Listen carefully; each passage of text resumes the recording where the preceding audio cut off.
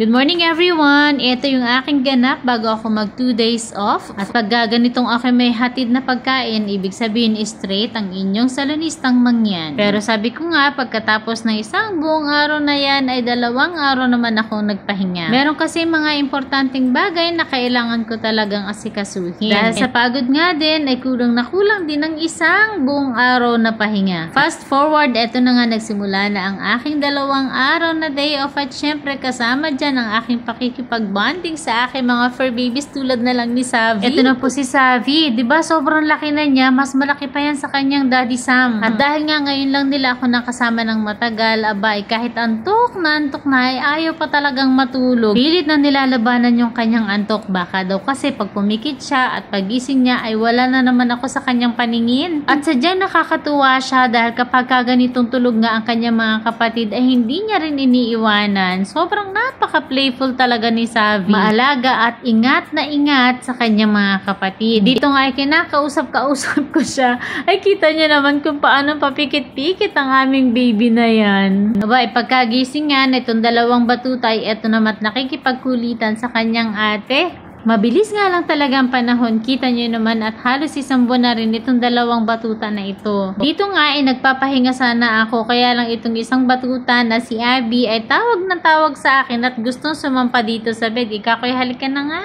O ay kita nyo naman kung gaano kalambing itong mga batutang ito. Tunay nga talagang stress reliever ng bawat isa sa atin ng ating mga fur babies. O, di ba relate na relate yung ating mga fur parents dyan? Mula sa pagtulog hanggang sa paggising sa umaga at hanggang sa pagbalik natin mula sa trabaho, ay talaga naman, sobrang sarap sa pakiramdam na sila ay katabi mo. Aba, ay kahit anong pagod mo sa maghapong paggawa at kahit anong stress ang iyong nakuha sa labas ng bahay, pagdating mo naman dito, aba, ay sino bagang hindi matatanggal ang problema pagka ganito kalambing ang isang batutang ito? Sabi nga namin, itong si Abby ay nagmana sa kanyang Papa Sam kasi yung kanyang tear stain, sobrang iyakin kasi talaga niya para talagang si Sam kapag kami umaalis ay naiyak talaga. At saka medyo malaki yung mukha niya. Si Bia naman ay kamukha ng kanyang mama. Pero ang kanilang Kuya Savi naman pinaghalong Mavi at Daddy Sam. Nakakatuwa nga itong si Savi kasi kapag nilalaro namin yung 2,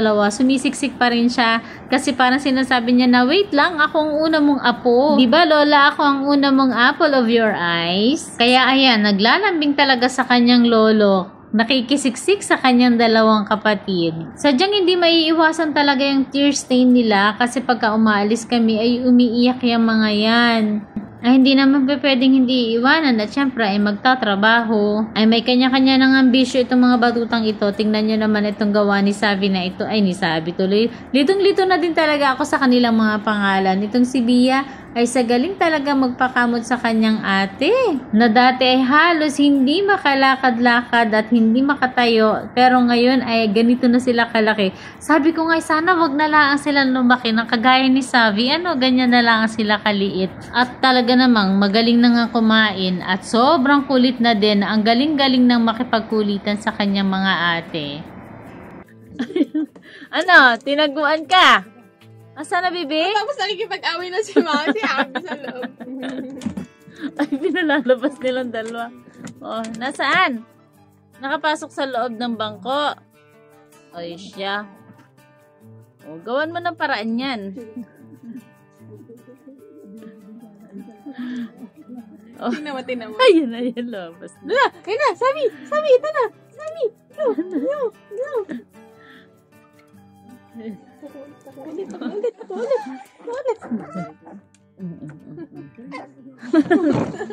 Bebe, huwag mo naman ganyan barukin, anak. Wow, naman. Come na, Abby. Abby, come here. O, kita nyo naman at talagang aliwang-aliwan talaga namin yan. Nagtago na nga itong si Abby dito sa ilalim ng kama. Abay, lumabas nga din naman, hindi naman makatiis itong si Bia. ay siya rin daw makikipaglaro sa kanyang kuya Sabi. Sa totoo lang, talagang sa kanilang 5 ay litong-lito kaming lahat sa kanilang mga pangalan. Kasi naman, pinag-connect na lang yung mga pangalan nitong aming babies. Pero lahat ng yan ay may meaning. Katulad ni Sam, ang nagbigay sa kanya sa akin ay yung aking dating madam na si Madam Samira, kaya ang pinangalan na namin siya na Samiro. Syempre, in short, Sam. Si Mavi naman, ang nagbigay ng pangalan sa kanya ay si Baby Miley dahil sa kanya ibinigay na kanyang tita Jo. Kaya naman, si Savi, pinagsamang Samsam at Mavi. At para hindi nalalayo, ito naman kanyang ate Ella ang siyang nagbigay ng pangalan dito kay Bia at kay Abby. At litong-lito ang daddy nila kung sino si Abby at sino si Bia. Ang palatandaan lang talaga namin is yung kanyang guhit dito sa noo, yun si Abby. At yung wala ay si Bia. Kinabukasan naman, kami naman ay nagpunta dito sa dati kong salon sa Pink Sunday. Napagala, kumbaga, at talaga namang napakalaki ng ari ng pinagbago. But due to personal reasons, ay binibenta na naman ang salon na ito. Kaya sa mga gusto na bumili ng salon, ay napakaganda na po talaga. Dito lang yan sa may Hamdan Street. Ay kontakin nyo na lang ako sa 056-260-3460. Tingnan nyo naman at napakaganda ng Moroccan bath nila.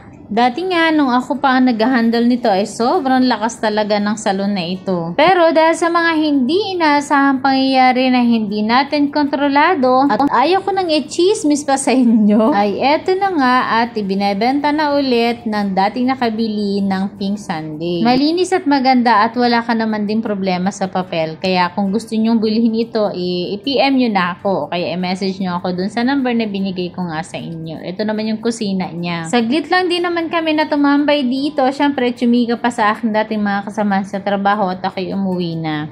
Pagdating naman sa bahay, naku, ito namang aking baby Samsam ay para namang hindi kami nagkita ng 10 taon. Sabi nga namin, kahit siya ay daddy na, ay baby pa rin talaga. Pag wala si daddy, ganyan talaga yan sa akin si Samsam, mas malambing siya. Pero pagdating naman ng daddy galing sa trabaho, naku po, ay talagang itchaper ang inyong salonistang mangyan. Kita nyo naman itong ating mga kaapuhan dito, oh. Sobrang maglambing sa kanilang lolo. Basta marinig na ang malagong na boses ng kanilang lolo, takbuhan na yan dyan at talaga namang hindi na maawat sa pagtahol. Kita nyo naman tong si Abby, aba hindi na tinigilan yung kanyang lolo ng kahalik kahit pababae na ng kanyang lolo ay ayaw pang bumaba, hindi na talaga maawat, parang ring 10 taong hindi nakita ang lolo niya.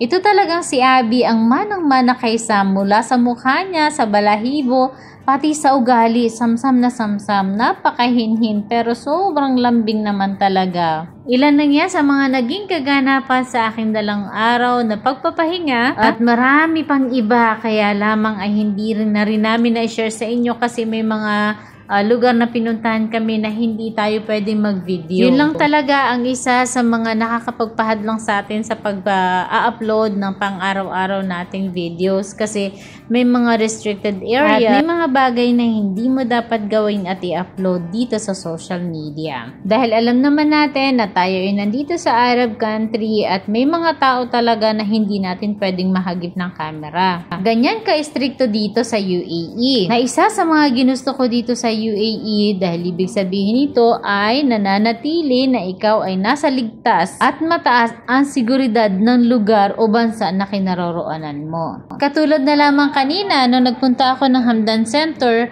ay naki-toilet ako at pagbaba namin siguro mga 15 minutes na nakakaraan bago ko nalaman na wala sa akin ang cellphone ko. Tapos inisip ko na ipatong ko siya doon sa mismong lavatory ng CR. Di ako dali-dali bumalik dun sa CR. Pagkatapos, nakuha ko nandun pa siya. Tapos, nang dala-dala ko nga at kilala ko na rin naman yung mga sales ladies doon. Sabi niya, nag-CR ako dyan kanina. Nakita ko nga yan ate Hindi ko na kinuha kasi alam ko babalikan din naman yan. Ay, lobat pa naman ako. At ilan na rin ang gumamit doon sa CR. Pero, safe pa rin yung aking cellphone. Nakuha ko pa rin siya. O siya, bukas na ulit. At itong aking apoy nagagalit na. Ang dami daw daldal ng kanyang lola. Maraming salamat po ulit. Hanggang sa muli. God bless us all.